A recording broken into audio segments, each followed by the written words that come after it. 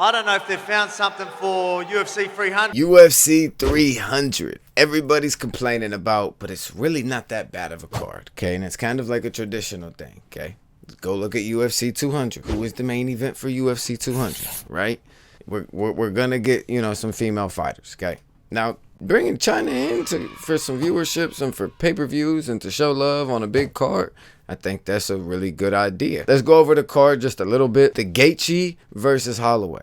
Now, UFC has put that out, but when you Google it up, it says canceled. If we cancel that fight, do we get Poirier versus Gaethje? And do we get the rematch for the BMF? And then what do we do with Holloway? So for Max, we have Yair as a possibility and Brian Ortega. Now, I understand that they fight February 24th, and that's really close. So more than likely, that's a heck no.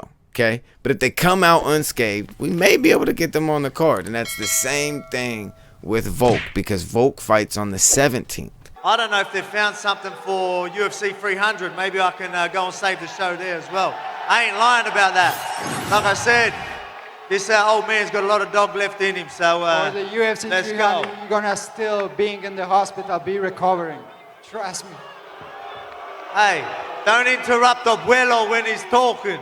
If he comes out of that fight unscathed, we could possibly see him on UFC 300. I think it's a huge heck no. But you never know with how Dana White's trying to do promotion and saying you never know, this card could change at any moment. So that's what is making me think, okay, we have UFC 299 with O'Malley, but yet he's headlining. Do we bring O'Malley to headline UFC 300? I'm not opposed to that. Do we get Conor? Does Conor come fight for the BMF belt? But then Chandler's been sitting out this whole time. So now Chandler's gonna want to be on 300 to fight somebody. Or do we get Conor versus Chandler now on 300? I know that they've agreed to fight. And I know Conor would probably still agree to fight him and fight him as long as, you know, no fighters take an injury and they're able to fight. I'm sure that both fighters would still take that fight. But do we get some type of a mix-up, or do we get that fight on this card for the main event? Conor McGregor versus Michael Chandler. Now there's a man from Ireland that's been making me wait for way too long. And I still got one dude on my mind. Conor McGregor, get your candy ass back to the octagon. We got some unfinished business, boys. God bless. I'll see you at the top. I mean, that's not a bad main event either. But then some people are still going to complain as if that's not a mega star and another star going at it head to head, and they're both phenomenal athletes. So I'm confused on that. I got a couple of notes right here. I do want to get to one of them. Kayla Harrison, everyone's butchering it. She's fighting at 135 now, and USADA's not in the pool no more, and she's fighting Holly Holmes. Holly Holmes is one of the best fighters of a female fighter of all time, and she has some of the best accolades of fighters in general. So let's not discredit Holly Holm, and then let's also not right, because a lot of y'all are doing that, and then let's not discredit Kayla Harrison for signing with the UFC and not staying with the PFL, okay? Because a lot of you guys are doing that. It's a huge card. Why would she not take the opportunity? Why would she not fight at 135 if they're asking her to fight at 135? And if that's the fight that they can get her, if that's the fight that they can get her to get on the card, I mean, who else would you want to see her fight for this card? You guys let me know.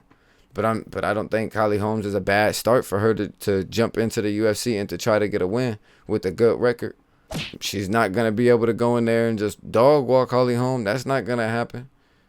She's gonna walk into the arena a little bit bigger than what you think.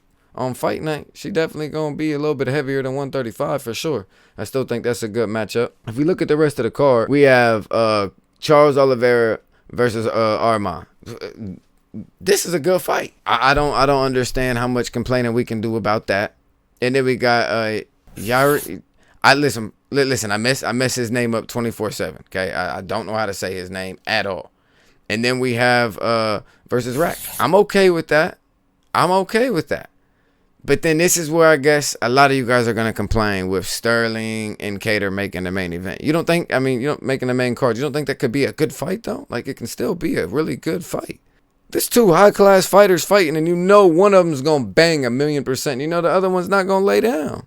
So I'm confused on you know, what we like is a good fight and not a good fight, especially as fans nowadays. And then we got Cody Garbrandt versus listen, I don't know how to say his name. I gotta say his first name. Real quick for him though.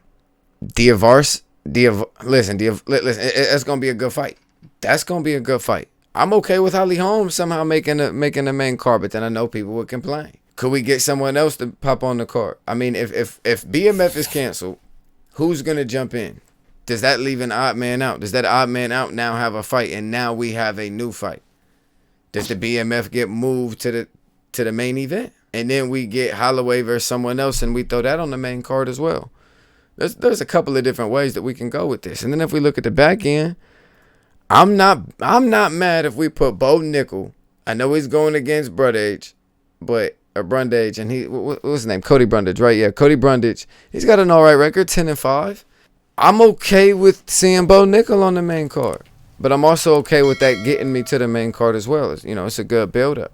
And then we got Bobby Green on the card versus Joe Miller, classic. I'm not mad if that's at the starting point of the main card. I'm not mad at that, but I like that going into the main card. It's the same way I like Holly Holm versus Kayla Harrison going into the main card. I think it's a good main card. I think for us to, you know, continuously judge these cards as if it's super easy to get fighters to agree to fight certain people on the biggest stage of, you know, their careers. It's probably hard to get certain fighters to take certain fights and to want to do certain things. I don't think that we can move because we got to fight at the T-Mobile Arena, right? Can we move the date back? Like, you know, to make it like it. You got to go with what you can get. And I think this is a phenomenal card from top to bottom with just good matchups and high caliber opportunity of a really good pay-per-view. Now, take that for how you want to take that, but this is a solid card, and I think we need to stop complaining so dang much and just allow the card to be what the card is and allow the fights to break down. I mean, we wasn't cool with Amanda Nunes. Like, not saying we as in me, but I'm saying as in fans, we wasn't cool with Amanda Nunes headlining, but it wasn't a bad headline. So y'all let me know. Yeah. I got the juice shit, I got the drip. I got the juice that'll put you on TV. Stop what you doing and subscribe to Juice TV.